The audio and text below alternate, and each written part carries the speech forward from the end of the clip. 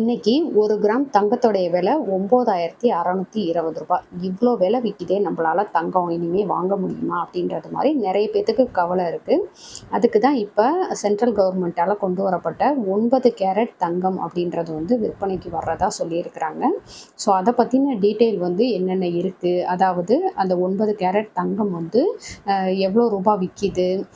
அது வந்து தங்கம் மாதிரியே இருக்குமா? அப்படின்றது மாதிரியான எல்லா விஷயமே வந்து தெரிஞ்சுக்கலாம். அதில எத்தனை பர்சன்டேஜ் வந்து தங்கம் கலந்திருப்பாங்க? முக்கியமா அந்த நகைய வந்து அடகு வைக்க முடியுமா? இல்ல மறு விற்பனை பண்றப்போ அதுக்கான ரீசேல் வேல்யூ என்ன? இது மாதிரியான பல கேள்விகள் வந்து நமக்கு இருக்கு.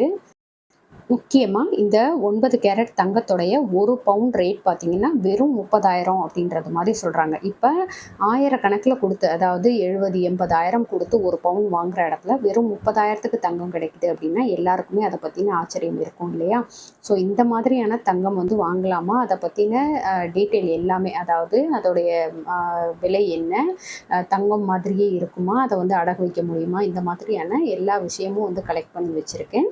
ஸோ அத பத்தின டீட்டெயில்டு வீடியோ வந்து நெக்ஸ்ட் போஸ்ட் பண்றேன். உங்களுக்கு யூஸ்ஃபுல்லா இருக்குமா? அப்படின்றத கண்டிப்பா சொல்லுங்க.